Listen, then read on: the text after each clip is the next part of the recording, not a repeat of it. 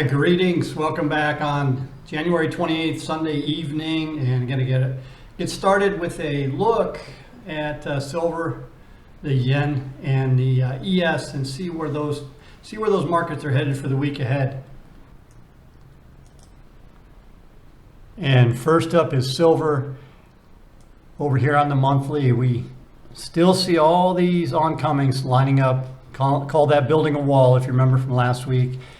Same thing applies over here on the weekly chart and also on the daily chart. So we got a little bump up into the weekly PL dot last week. The weekly PL dot is still pushing down. You can see that over here on this chart, but we can see that the PL dot has now swung off the main channel line to the upside. So the weekly trend is slowing and the daily chart is in congestion, and we're in higher time period, that is higher time period monthly support area.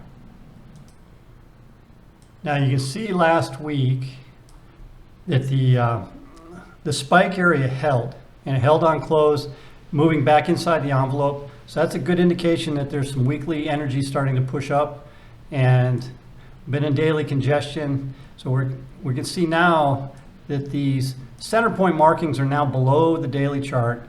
So the trend in the daily chart is still looking like it's up, and the weekly is starting to turn up, and it's doing so all in this area of, this higher time period support.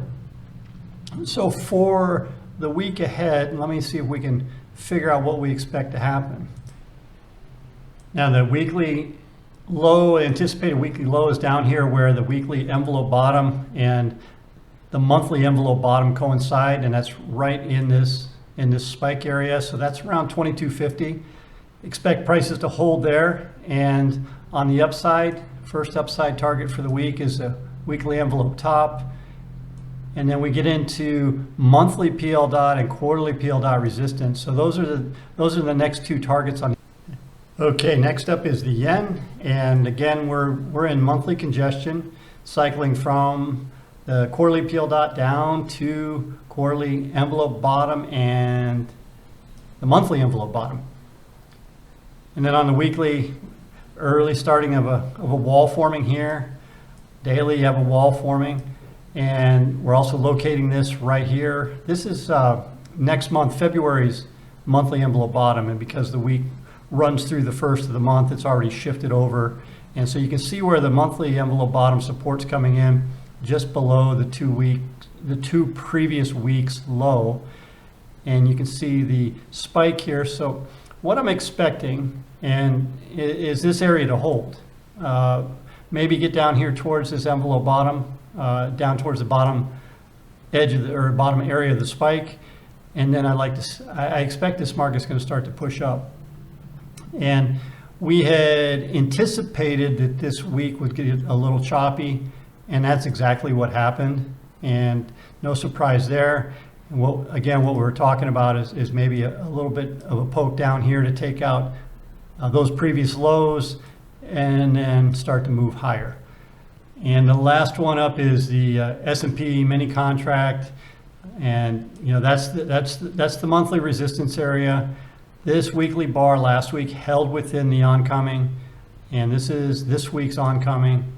We still see these spikes pushing up each week, moving higher and higher, and the price has moved inside the weekly envelope, which is a sign that this trend is slowing. And then take that in consideration that these oncomings have all held the last couple of days in a row. The daily price has moved inside the envelope.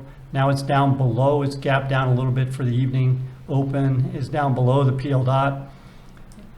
On the other side, on the support side, we still have the center points down below the market. And certainly over here, the same thing on the weekly chart. So I think we're setting up for weekly PL dot refresh, and that would be the zone here on the weekly chart, roughly in this area. And looking at the daily chart, what do we see that supports that idea? Well, first up, there are some 6-1s coming into view, which highlights or shows us, anticipates that we're going to see daily congestion.